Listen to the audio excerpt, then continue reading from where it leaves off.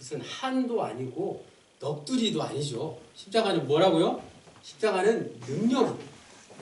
십자가 십자가 내가 처음 볼 때에 나의 맘의 큰 고통 사라져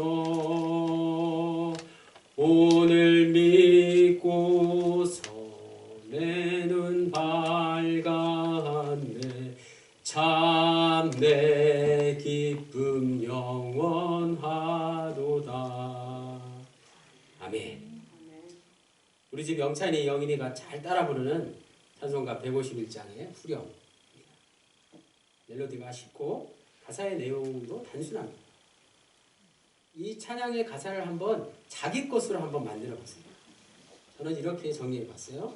십자가를 처음 보고 난 후에 내 마음에 평안을 얻고 믿음을 갖게 되어서 이전에 보이지 않던 것을 볼 수 있는 영원한 기쁨을 얻게 되었다. 이것입니다. 십자가는 능력입니다. 안타깝지만 예수 그리스도의 십자가에 대해서 모두가 다 똑같이 생각하는 건 아닙니다. 믿지 않는 자들은 십자가를 보면 미련하다고 생각합니다. 반면에 우리 구원받은 성도들은 그 속에서 하나님의 지혜와 능력을 발견합니다. 우리가 믿는 저 십자가는 결코 믿고 안 믿고의 판단의 대상일 수 없다는 말씀입니다. 우리가 믿는 저 십자가는 믿느냐 마느냐 선택할 것이 아니라는 말씀이에요.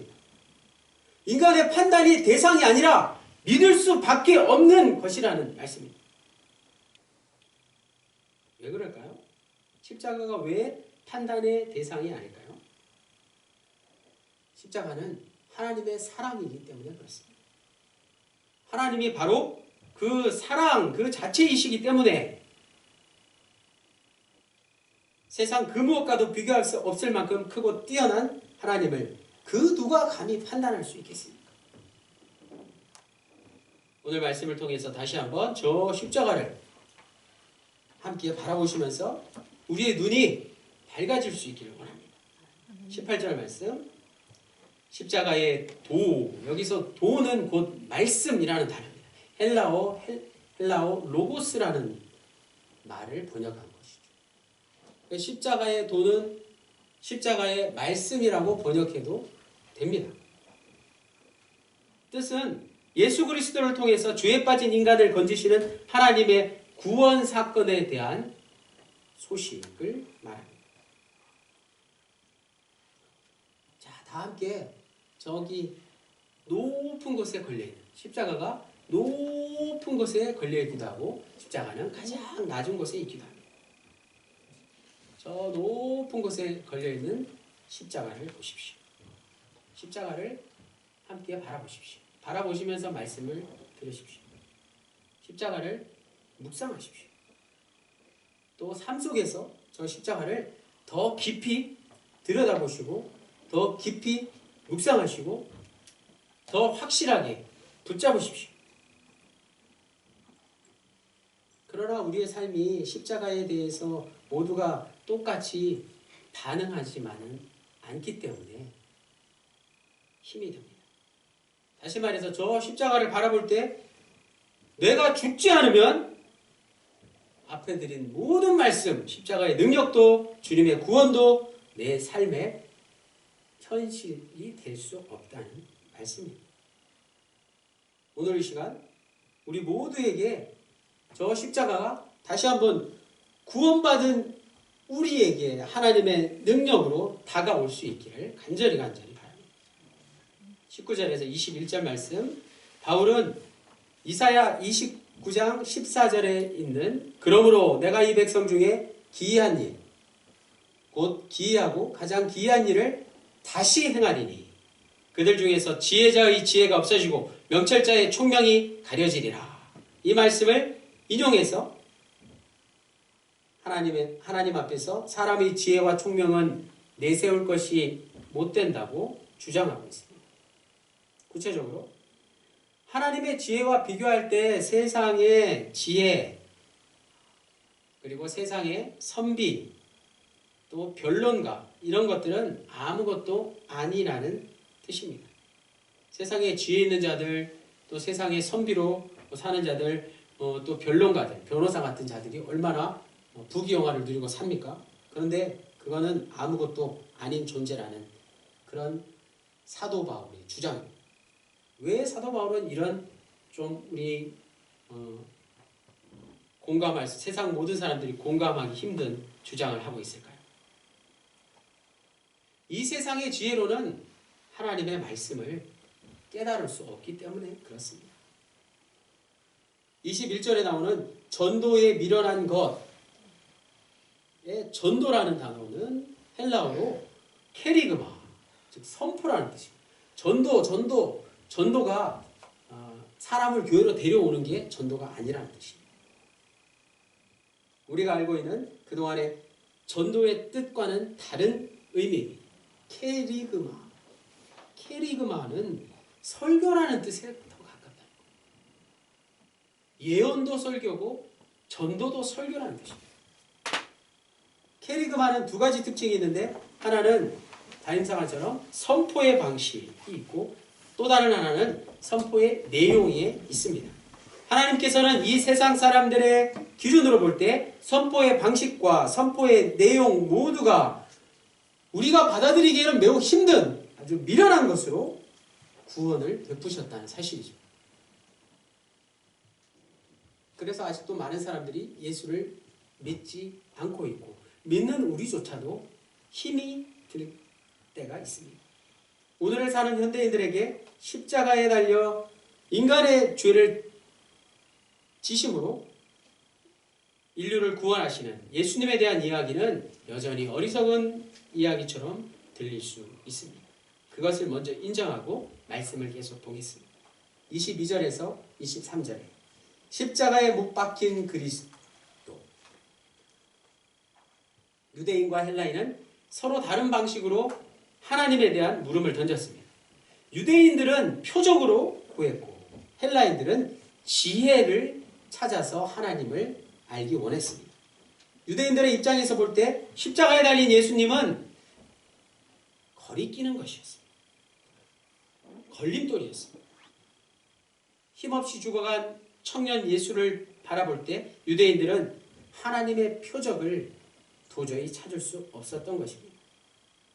기적을 좋아하는 요즘 현대인들, 기적만을 바라는 이들에게는 유대인들의 모습과 별반 다를 수 없다는 것입니다. 또 헬라인들의 입장에서 볼 때 십자가에 달린 예수의 이야기 역시 말도 안 되는, 도저히 자연과학으로 또 철학적인 지식으로는 설명이 되지 않는 그런 터무니없는 것이었습니다. 현대를 사는 우리들에게 십자가가 어떤 지식적으로, 자연과학적으로 설명되지 않는 그런 이야기가 될 수 있다는 뜻입니다. 마지막 24절로 25절에 하나님께서는 그리스도를 통해 유대인들과 헬라인들을 차별 없이 그들 모두를 자기 백성으로 삼아주셨습니다. 하나님의 구원의 방편인 저 십자가는 인간적인 측면에서 볼 때 어리석고 미련해 보입니다. 그러나 그 속에 하나님의 참된 지혜와 능력이 숨겨져 있다는 뜻입니다. 그리고 그것을 알고자 하는 이들에게 하나님의 지혜와 능력이 드러난다는 사실입니다. 자신의 연약함을 깨닫고 믿음으로 하나님의 행하신 일을 받아들이는 자에게, 오늘 자비석 앞에 무릎 꿇고 나는 아무것도 아닙니다 라는 심정으로 엎드린 자에게 하나님의 능력과 지혜가 역사할 줄로 믿습니다. 그러므로 하나님의 저 십자가의 능력에 비해서 사람이 지닌 한계는 분명한 것입니다. 우리가 사람의 능력이 대단한 것 같지만 사람에게는 한계가 있다는 것을 모르는 사람은 아무도 없을 것입니다. 등잔빛이 어둡다는 속담처럼 큰 소리 나니까 나거나 바로 눈앞에 있는 것도 제대로 파악할 수 없는 사람의 나약한 모습을 우리는 알고 있습니다. 또 너무 작은 소리나 작은 크기의 물체를 우리가 도저히 파악할 수 없는 것도 그렇습니다. 인간의 존재는 조금만 생각해보면 너무 크고 너무 작은 것들을 알지 못한다는 것입니다. 그럼에도 불구하고 사람들은 여전히 착각하면서 살아갑니다. 자신이 보는 것과 자신이 들은 것이 정확하다고 생각합니다. 이런 생각이 굳어지면 그 범위를 넘어서는, 인간의 한계를 넘어서는 어떤 것이 그 사람에게 주어졌을 때 제대로 알아듣지 못합니다. 하나님께서는 우리 인간이 파악하기에는 너무나도 크신 분이기 때문에 우리가 하나님을 제대로 알기가 힘이 듭니다. 하나님은 그분의 계획을 우리에게 다 알려주시지는 않으십니다. 사람들은 자기 눈에 이상하게 보이면 그것은 더 이상 가치 없는 것이라고 스스로 판단해 버립니다. 자기가 감당할 수 없는 것에는 더 이상 관심이 없습니다. 바로 예수 그리스도의 십자가도 그렇습니다. 십자가가 그저 형식화되고 정해야된 어떤 틀에서 저기에 달려있는 게 아니라는 뜻입니다. 구세군의 자비석도 형식적으로 보기 좋으라고 만들어 놓은 게 아닙니다. 우리는 스스로 결단하여 내 힘으로 구원에 이를 수 없다는 것을 너무나도 잘 알고 있습니다. 죄에서 빠져나올 능력과 지혜가 인간에게는 없습니다. 그것을 너무나도 잘 아시는 하나님께서 아들 예수 그리스도를 인간의 모습으로 이 땅에 보내셔서 예수 그리스도가 인간을 위해 친히 십자가에 죽으심으로 인간이 감당해야 할 죄값을 치르게 하시고 부활하셔서 우리에게 참 생명을 주셨습니다. 이보다 더 놀라운 일이 어디 있겠습니까? 그리스도의 십자가는 영적인 눈이 열린 자들에게 허락하신 하나님의 지혜이자 능력입니다. 오늘 이 시간 우리가 말씀을 통해서 십자가 능력 앞에 다시 한번 무릎 꿇고 간구하며 하나님의 말씀을 따라 살기를 다짐할 때 저 십자가의 능력이 우리의 삶 가운데